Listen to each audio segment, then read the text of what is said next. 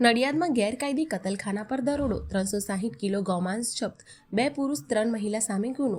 નડિયાદના 5 હાટડી વિસ્તારમાં આવેલા કસાઈવાડામાં રહેણાંક મકાન પર દરોડો પાડી ગેરકાયદેસર કતલ કરાયેલા ગૌમાંસનો 360 કિલો જથ્થો ઝડપી પાડ્યો.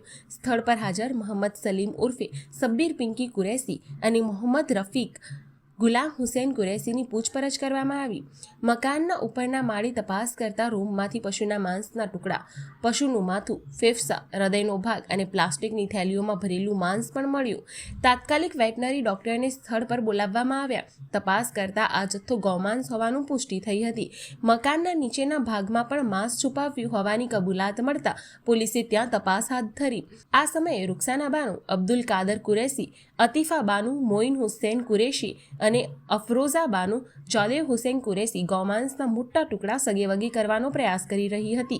આ ત્રણેયની અટકાયત કરવામાં આવી હતી. મહિલાઓએ પોલીસ પકડથી બચવા માટે માંસ છુપાવી રહી હોવાનું કબૂલ્યું.